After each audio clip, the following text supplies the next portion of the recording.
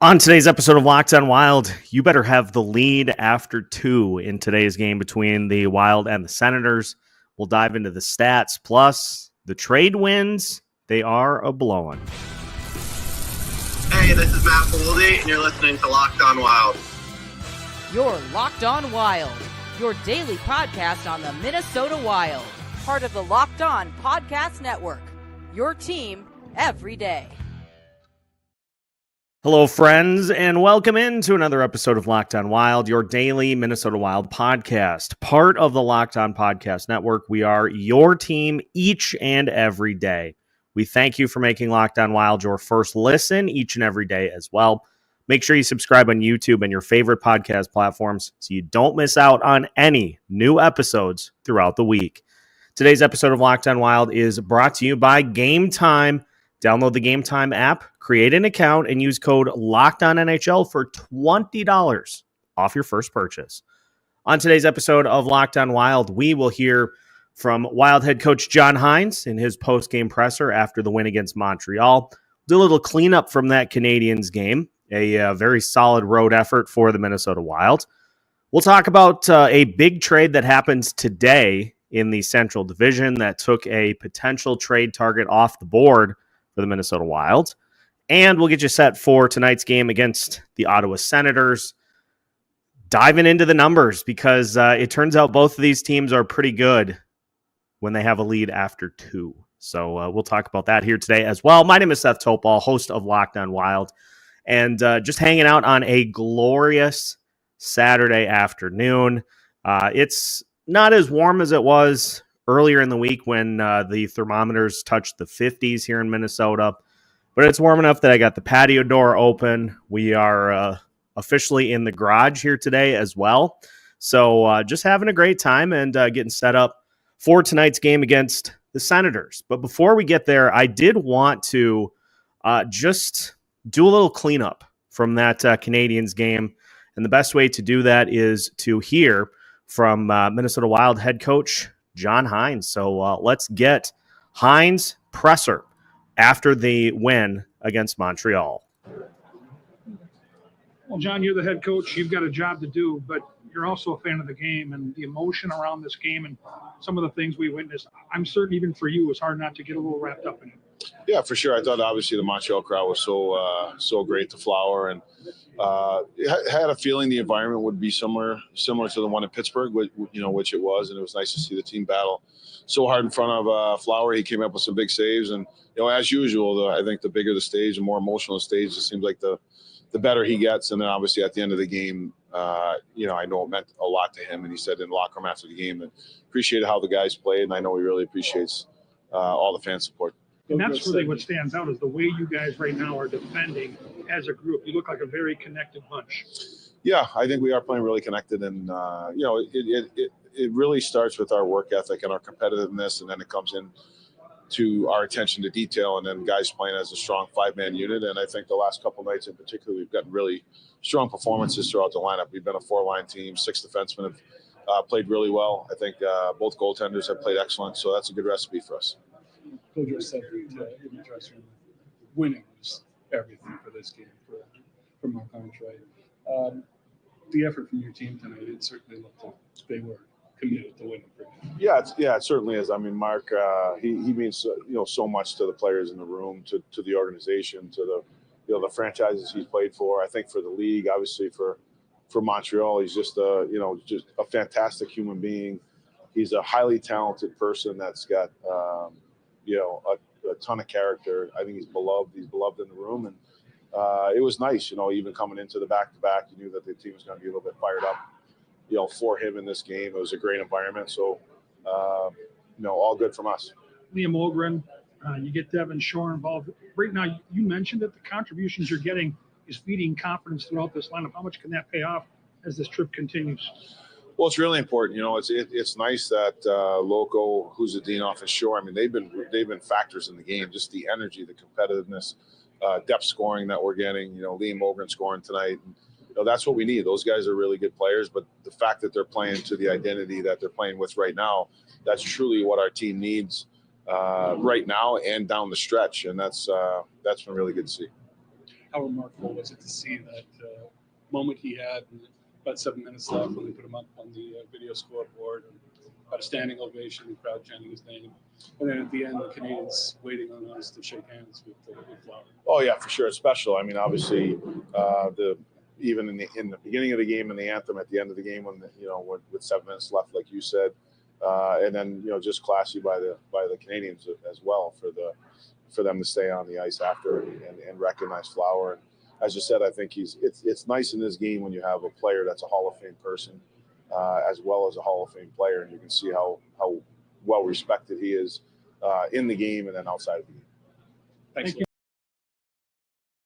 All right, so you heard it right there from John Hynes, and just a couple of things that I liked that Hynes talked about. Let's start with the fourth line, number one.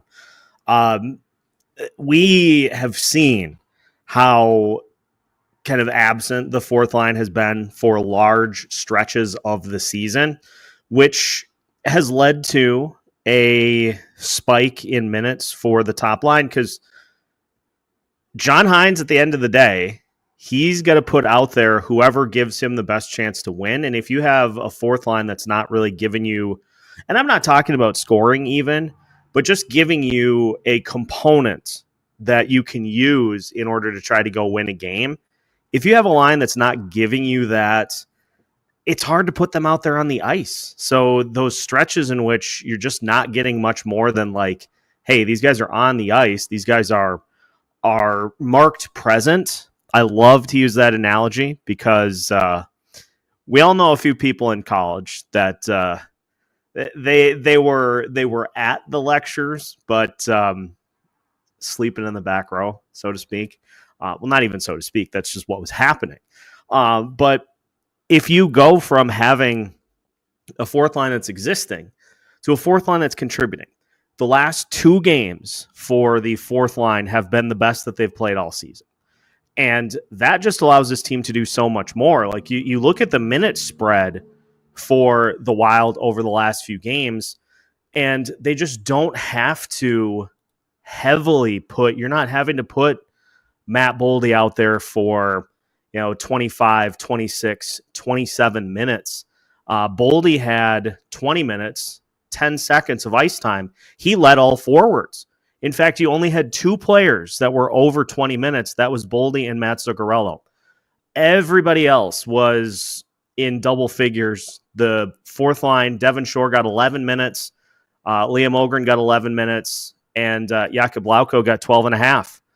When you have a fourth line that you can play, that changes everything. And then you're not having to work the rest of the lineup to death to try to get goals. And this is, I think, the key stat since Kirill Kaprizov went down.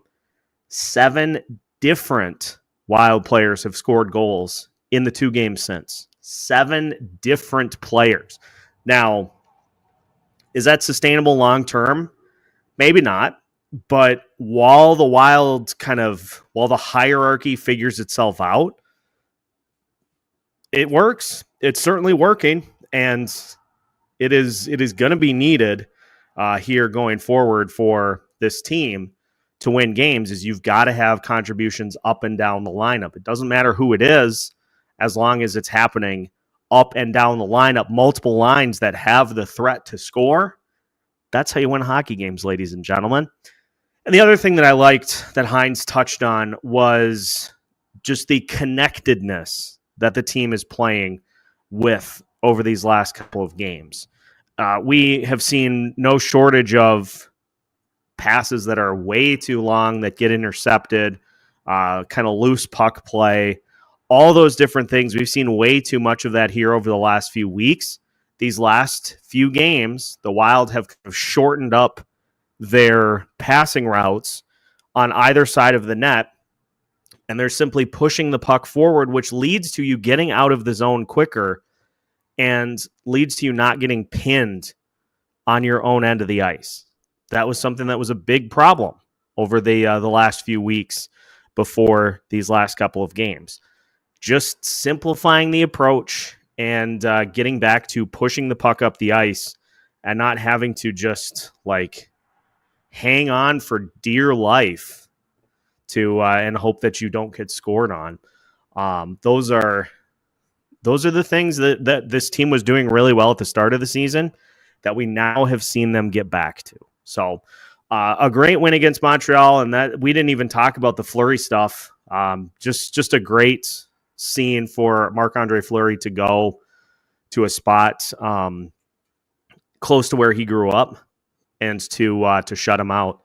And it's a dangerous Montreal team. I know they're a middling kind of 500 team, 24 and 22 and 5, but what do we say? 24 and 27. Kind of a middling 500 team, but they still have pretty dangerous scoring up and down that lineup. And you go and you hold the likes of Cole Caulfield, Kirby Dach, and Nick Suzuki to a combined 3 shots on goal. Not bad. Not a bad day's work for the Minnesota Wild defense. Very, very nicely done. Oh, and Patrick Laine had 1 shot himself. So you hold arguably the top 4 options for the Canadiens to a combined 4 shots on goal. That'll play, folks. That'll play. That will play anywhere. And we'll talk more about the road versus home splits between the Sens and the Wild for today's game coming up here in a little bit. But big trade. The Dallas Stars making some moves. We'll talk about that, and we'll look at just where that puts the rest of the Central Division, all as we continue today's episode of Locked On Wild after this. Today's episode of Locked On Wild is brought to you by Game Time. Looking for tickets to your next big event, whether it's a concert, a comedy show, or a sporting event, finding the right tickets at the right price can be a headache. But with Game Time Picks, it's never been easier. Here's how it works. With Game Time Picks, the app does all the hard work for you. It curates the best deals, so you don't have to waste time searching through endless ticket listings. Game Time Picks makes it super easy. If you're looking for a particular spot, if you're looking for a good seat for a big game coming up, Game Time Picks can just bring it all right to you. You can get super deals on prime seats, and it brings you additional added value. And the best part, you are covered with Game Time's lowest price guarantee. If you find a better deal somewhere else, Game Time will refund 110% of the difference. Plus, your tickets are guaranteed to be delivered on time with easy cancellation options if something comes up. Take the guesswork out of buying tickets with Game Time. Download the Game Time app, create an account, and use code LOCKEDONNHL for $20 off your first purchase. Terms apply. Again, create an account and redeem code LOCKEDONNHL for $20 off. Download Game Time today. Last minute tickets, lowest price, guaranteed. Welcome back to today's episode of Locked On Wild. And once again, we thank you for making Locked On Wild your first listen each and every day.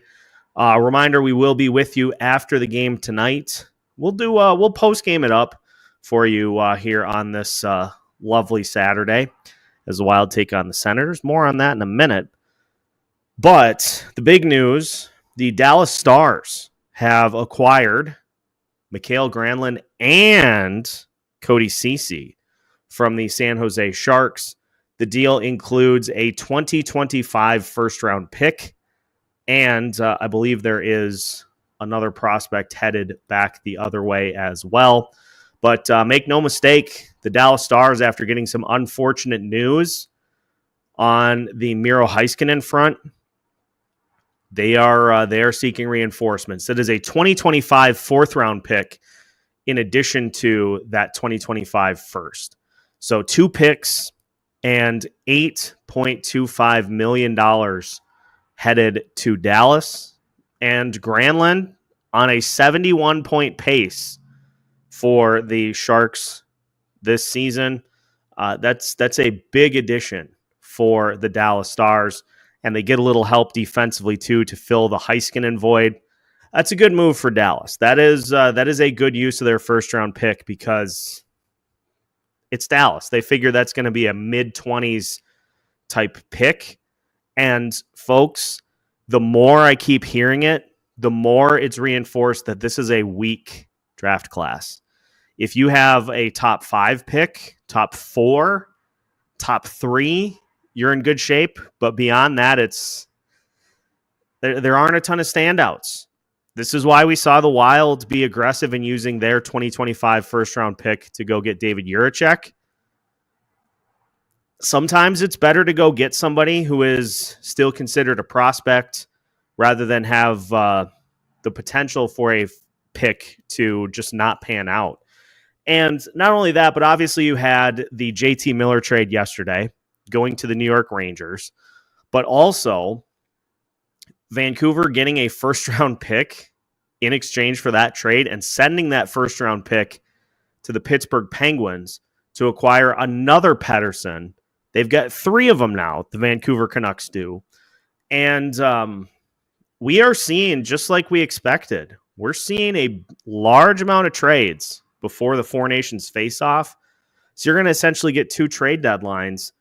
The Calgary Flames acquired Joel Farabee and Morgan Frost in exchange for Andrei Kuzmenko, Jacob Peltier, and a 2025 second and a 2028 7th-round pick. So those are all trades that happened this week. And on the Dallas Stars side, I really like that trade. You obviously have the Mikko Rantanen trade as well. A little different scenario for that trade because the Avalanche were trying to get what they could rather than risking having Rantanen walk at the end of the year for nothing. So that's a little different, but Martin Necas is nothing to shake a stick at. And also, the St. Louis Blues just making a ton of moves as they send Scott Perunovich. Now, this was early in the week last week. Scott Perunovich to the New York Islanders for a 2026 5th-round pick. And then they waive Brendan Saad. And he agrees to contract termination, and he goes to Vegas. So the Vegas Golden Knights essentially getting a trade piece for lower in the lineup in Brendan Saad. He'll play for $1.5 million for the rest of the season. The trade wins, they are a blowing. And for the Minnesota Wild, the situation is tight. You have currently $5.2 million in cap space because Jonas Brodin is on long-term injured reserve.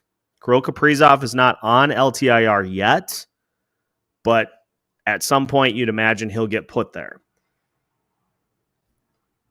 If you go get anybody, though, you have to clear cap off your books to be cap compliant before Kaprizov or Brodin can return.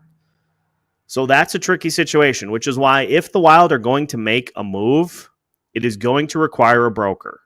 There's no bones about it. You are going to have the team that controls the player you're looking at retain half, and you're going to have somebody else step in and retain and I don't even know if you can legally do this. You have to have somebody else retain 50% too. You really can't take on any additional salary because it has to come off your books before key pieces can get added back in. And there's just no scenario in which Kirill Kaprizov is not going to return to this lineup once he's ready to return. Same thing with Jonas Brodin. It's one thing to navigate a stretch without a player, but let's not forget how good Kirill was playing and how good this team was playing at the beginning of the season. Kirill was a Hart Trophy candidate who was leading the league in points through the first 26 games of the season. And the Wild were on top of the league in points at that point. December 3rd is when they hit the peak in the points department. They don't get to that point without Kirill Kaprizov. So you're going to have to find somebody to take 50%, which means that it's likely going to require you to send a pick to them to do it. Fortunately for the Wild, they have a fifth. They have 2 fifths and 2 sixths in 2026. So if you need to, you can send one of those picks to somebody to take on salary. San Jose, turns out, has a lot. Just freed up $8 million. Anaheim is another. There are teams that have nothing but cap space and have nothing to do that would love nothing more than a 5th-round pick for their efforts. So the Mikael Granlund off the board, for those keeping track at home, obviously still heavily linked to Brock Nelson. That was a Freudian slip. But I wonder, hear me out on this. I wonder if the Brock Besser steam starts to heat up now that JT Miller has been moved off the roster. That's a pretty clear sign for this Canucks team that they're taking a bit of a step back. And for Besser, if that means that Vancouver is not going to be able to maintain a playoff spot, although as we look at it right now, Vancouver is just 1 point behind the Calgary Flames for that second wild card spot. You know, you could, in theory, kind of hang around that side of the pool and float your way into that final wild card spot. But if the Canucks do start to fall out of it, especially if there are rumors that Besser may want to come here in free agency, maybe you just get that started early. And you have the Canucks retain half. You have San Jose take on half for the rest of the season. And then you kind of figure it out after that. If the salary cap goes up as much as has been floated, we're going to talk about this with Alex for Monday's show. Was going to talk about it for the preview today, but I'd much rather go into it in detail. Basically, the NHL sent out a memo to the NHLPA saying for the next 3 years, this is where we expect. Again, we won't know the final number until the season is done. But just as kind of a benchmark, the cap is expected to go up to 95 next year, 104 the year after that, and 115 the year after that. So you're going from 88 to 115 in a 3-year span. That's a large bump. That is a large bump. Business is good for the NHL, which is something that I love to see. But I kind of wonder if the Brock Besser steam starts to heat up now that Vancouver has drawn their line in the sand and committed to Elias Pettersson going forward. I don't know. We'll see. All I do know is that the Minnesota Wild, the road juggernauts that they are facing off against the home juggernauts today in the Ottawa Senators. Something has to give today between the Wild and the Sens. We'll talk about it in more detail as we continue today's episode of Locked On Wild after this.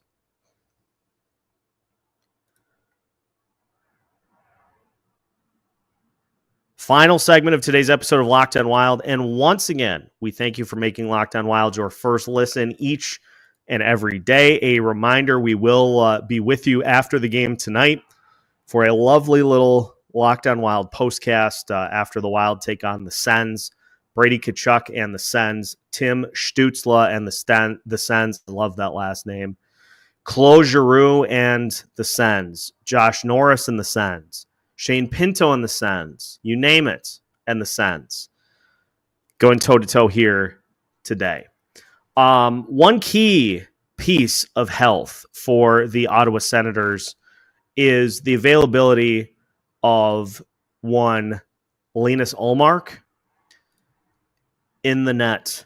Now, just looking at the daily face-off, okay, crisis averted. Levi Merialainen has been confirmed as the starter for the Senators today. So no Linus Ullmark for Ottawa in net today. Whew. That's a relief. Philip Gustafsson will start for the Wild today against the Senators. And if you look at how both of these teams have done since the start of 2025. The Ottawa Senators are 8-5-2. The Minnesota Wild are 8-6. So just 2 points separate these two teams, and the numbers speak for themselves. The Ottawa Senators aren't scoring a ton. In the 15 games so far in 2025, they are scoring 2.07 goals per game. They're giving up 2.47, so they have been outstanding defensively. Minnesota Wild scoring 2.93 goals per game. You're giving up 3 goals per game in that span. Senators power play in the last 15 games at 15.9%. Yuck. 80.4% on the PK. Wild are at 22.6. 71.4 on the PK are the Minnesota Wild. Both teams being outshot in that span, but as we'll talk about here in a little bit, that means nothing to either of these teams. And if you look at a individual standpoint here over these 15 games so far for both teams, it really has been kind of a committee approach for both teams so far here in 2025. We'll start with the Ottawa Senators, who has been doing the heavy lifting for them so far. Well, as I mentioned, not a ton of goals. Shane Pinto, Tim Stützle, Josh Norris leading the way in 2025 with 4 goals apiece. Shane Pinto has 11 points in 15 games. Claude Giroux has 10 points in 15 games. Tim Stützle has 9. Josh Norris, Jake Sanderson with 8. Thomas Chabot with 6. Nick Jensen with 5. Not a lot other than that. For the Minnesota Wild in 2025, Matt Boldy, 5 goals, 9 assists, 14 points. Welcome back, Mr. Boldy. Matt Zuccarello, 14 points in 14 2025 games. And Marco Rossi, 14 points in 14 2025 games. But some other key contributors starting to pick it up a little bit as well. Ryan Hartman, 9 points in 2025. Joel Eriksson Ek has 8. Freddie Gaudreau has 7. So you're starting to see kind of a committee approach by both of these teams here in 2025. But let's get to the numbers here, because these are two of the best teams in the league. And this may be a little preposterous to say, because every team is going to be good when they score first. But these two teams take it to a different level. The Ottawa Senators, when they score first, are 11-1 at home. The Minnesota Wild, when they score first, are 15-2-1 on the road. When they lead after 1, the Senators are 7-0 at home. When the Wild lead after 1, they are 14-1-0 on the road. When the Senators lead after 2 at home, they are 11-0-0. When the Minnesota Wild lead after 2, they are 15-0-0 on the road. Are the stakes not high enough in this matchup that one of these eggs is going to break? Who is the rule and who is the exception to the rule here today? And even when things are not going great, the Ottawa Senators are 8-4 at home in 1-goal games. The Minnesota Wild have not played a ton of 1-goal games on the road. They're 2-2. They are 8-6 overall in 1-goal games. The Senators are 13-7. When the Minnesota Wild get outshot on the road, 10-4-2. When the Senators get outshot at home, they're 6-2-1. This is going to be some kind of matchup between these two teams. The Senators are plus 11 in goals at home. 78 scored at home compared to 67 given up. Minnesota Wild are plus 26 on the road. 91 goals for, 65 goals against on the road. I will literally never understand how these stats exist. Minnesota Wild, on the other end, when the Senators trail after one period, they're 2-5 at home. They're 3-13-2 overall. When the Minnesota Wild trail after one, they're 6-9-1. When the Minnesota Wild trail after 2, they're 3-11-2. Senators are 1-16, including 1-6 at home for the Sens when they trail after 2.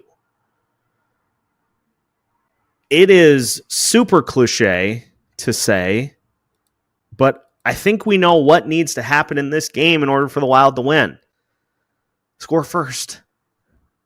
Score that first goal. Get that first goal. Get that lead. Hey, guess what? That is the Wild MO on the road. Get the early lead, take the crowd out of it, and stifle the chances the rest of the way. We'll see if the Wild can do that here today, because turns out that is the Senators' MO at home. Something's got to give today in Ottawa between the Minnesota Wild and the Ottawa Senators. Should be a fun matchup between these two teams. We'll see how it shakes out. And we will, of course, join you after the game today for a Locked On Wild postcast. So make sure to join us after the game is done to recap the action. Appreciate everybody tuning in for today's episode. Make sure you hit the like button as you head out for the day. Locked On Wild has new episodes for you every Monday through Friday and occasionally on Saturdays as part of the Locked On Podcast Network.